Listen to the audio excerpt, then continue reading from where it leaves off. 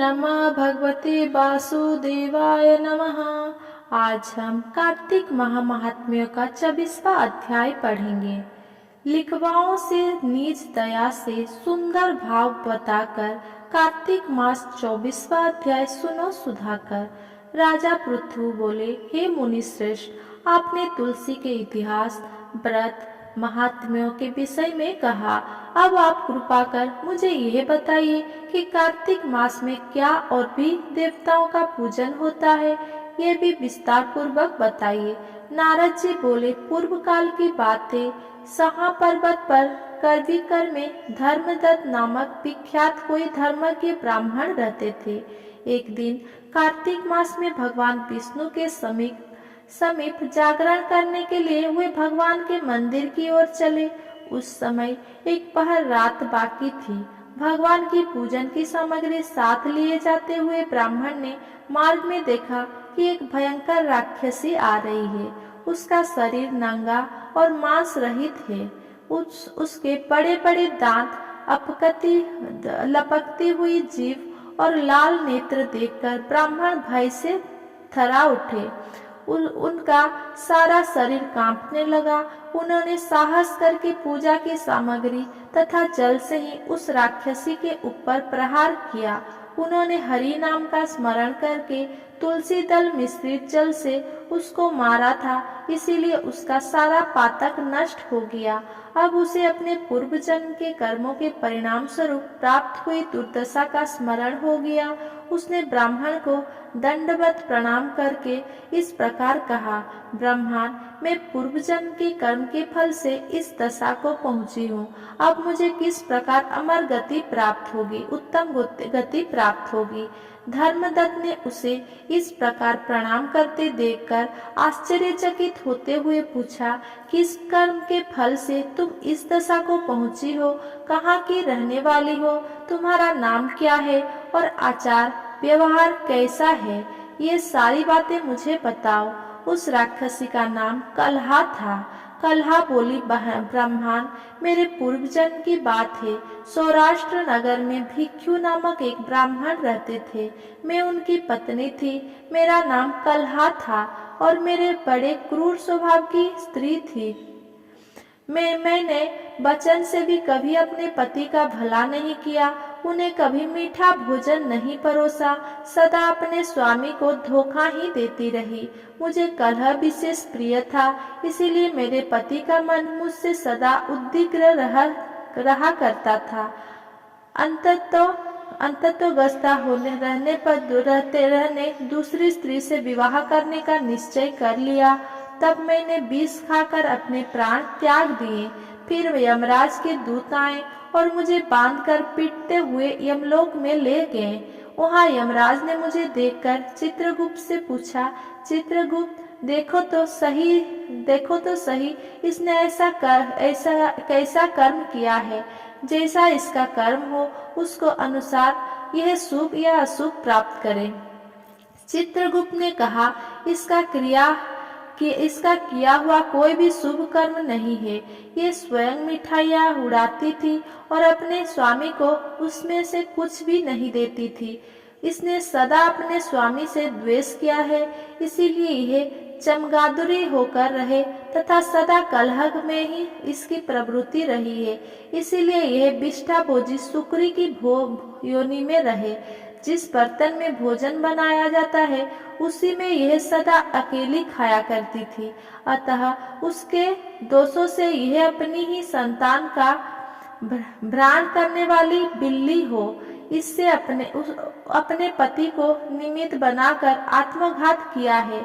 इसीलिए यह अत्यंत निंदनीय स्त्री प्रेत के शरीर में भी कुछ काल तक अकेली ही रहे। इस यमदूतों द्वारा निर्जल प्रदेश में भेज देना चाहिए। वहां दीर्घकाल तक यह प्रेत के शरीर में निवास करे। उसके बाद यह पापिनी शेष 3 योनियों का भी उपयोग करेगी। कलहा ने कहा, विप्रवर, मैं वही पापिनी कलहा हूँ। इस प्रेत शरीर में आए मुझे 500 वर्ष बीत चुके हैं। मैं सदैव भूख प्यास से पीड़ित रहा करती हूँ। एक बनिए के शरीर में प्रवेश करके मैं इस दक्षिण दिशा में कृष्ण और वेणी के संगम तक आई हूँ। जो ही संगम तट पर पहुंची, त्यों ही भगवान शिव और विष्णु के पार्षद ने मुझे बलपूर्वक बनिए के शरीर से दूर भगा दिया। तब से मैं भूख का कष्ट सहन करती हुई इधर उधर घूम रही हूँ। इतने में ही आपके ऊपर मेरी दृष्टि पड़ गई। आपके हाथ से तुलसी मिश्रित जल का संसर्ग पाकर मेरे सब पाप नष्ट हो गए हैं। द्विश्रेष्ठ, अब आप ही कोई उपाय कीजिए। बताइए, मेरे इस शरीर से और भविष्य में होने वाली भयंकर 3 योनियों से किस प्रकार मुक्त होंगी। कलहा का ये वचन सुनकर धर्मदत्त उससे के पिछले कर्म और वर्तमान अवस्था को देखकर बहुत दुखी हुआ।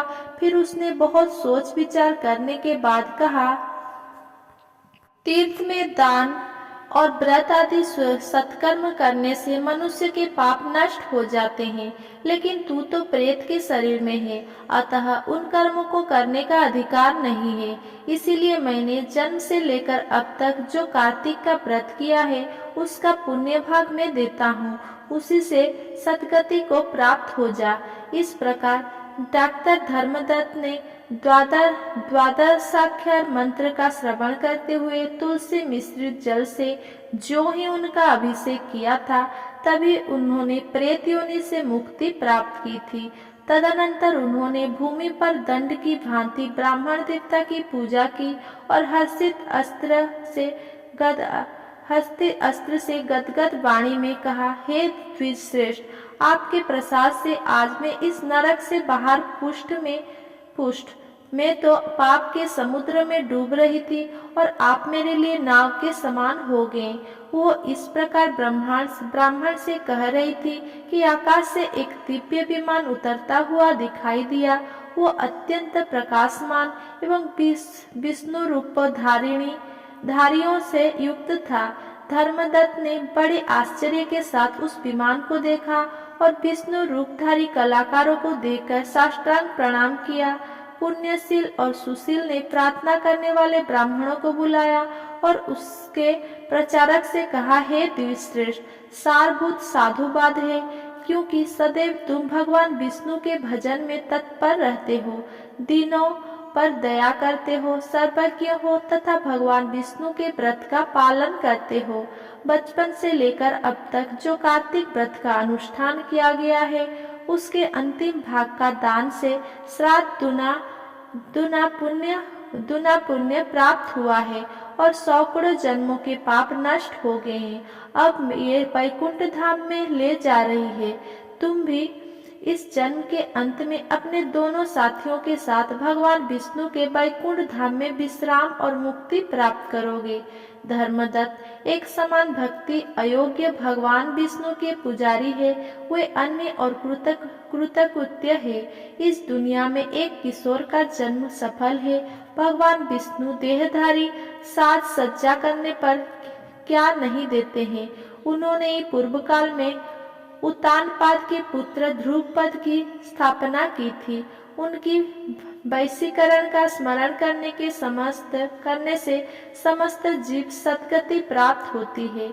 पूर्व काल में ग्रह प्रभावित गजराज नाइटस कैसल का स्मरण करने से मुक्त हुआ था। उनके जन्म से लेकर जो भगवान विष्णु को संतुष्ट करने वालों ने कार्तिक व्रत का अनुष्ठान किया है, उनका ना यज्ञ है, ना दान और ना ही तीर्थ है। विप्रवर, तुम्हें धन्यवाद दिया जाता है, क्योंकि भगवान विष्णु को प्रसन्न करने वाला कार्तिक व्रत किया जाता है जो तीसरे भाग के फल को दर्शाता है। ये हमारे साथ भगवान लोक में जा रहा है।